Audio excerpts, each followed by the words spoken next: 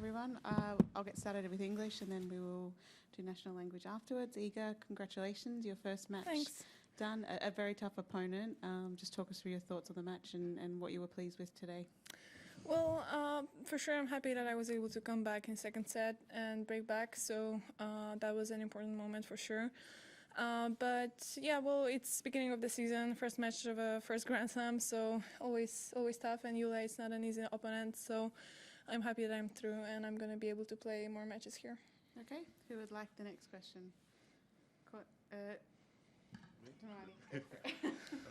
Here you go. Just curious how you actually felt when you were down 5-3 and like how you felt you changed the set and got the win. Well, I knew that I can, I don't know, get my focus up a little bit and like the intensity a little bit more.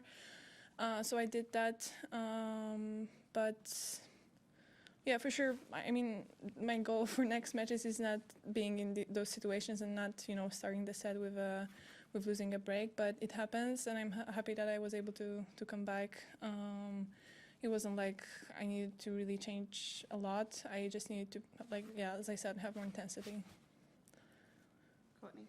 And on that, Iga, just quite a few deuce games on your serve today. First serve percentage was a little bit on the lower side, but just getting through that match and being able to quote unquote win ugly in some cases, is that a confidence booster for you? Is it a red flag? Like, how do you treat and how do you see the first match? Well, it is actually, because it shows me kind of that I don't have to feel 100% perfectly to still win a match.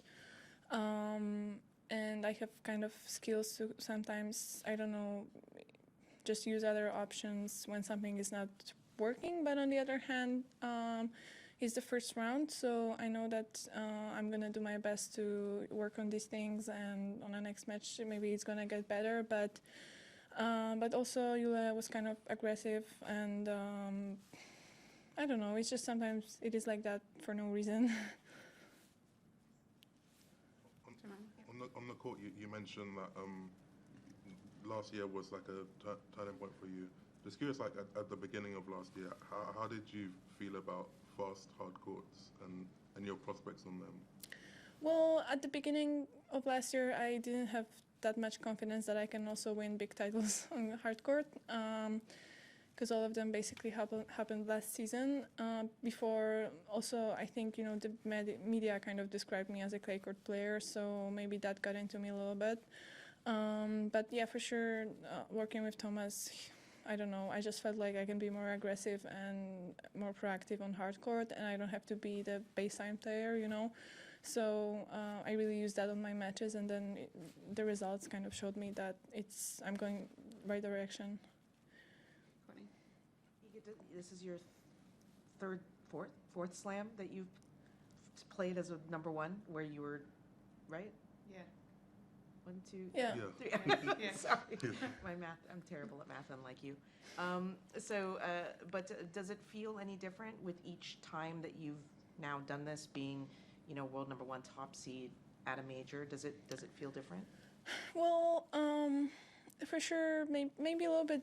This time it feels different because during the preseason and my time at home and not, being focused on playing matches, I had a lot of time to kind of think and analyze, and I kind of realized what happened, because last year I was just focused on my next steps and on next matches. So for sure, I feel the expectations, and that people kind of, they want to take for granted that I'm going to win those first rounds, and it's always not easy. Like, every match is a different story, and you have to really work hard to make it done, to win. And I feel like, they were taking it for granted a little bit, and there is no reason to do that, honestly, because I know I had, streak last year, and I was consistent, but yeah, as I said, like, every match is a different story and every season is different. So I feel expectations a little bit more this time, but I know I can kind of work on that. I just wish that some people would understand a little bit more how it is to, like, compete every week of your life, basically, and it's, yeah, you just have to deal with that. And maybe it would be a little bit easier if there were less people that are kind of judging. Any more in English? Courtney? Where does that sense that people are judging or being critical or whatever, like, seep in? Is it because you hear the press, or because of the questions that come in, you know, the multiple interviews you have to do? Like, how are you aware of that? For sure, I feel like people are really focused on the numbers and on the statistics, and I feel like they have they're looking at those matches, like not from not seeing that we are still people and we have to really fight for it, you know.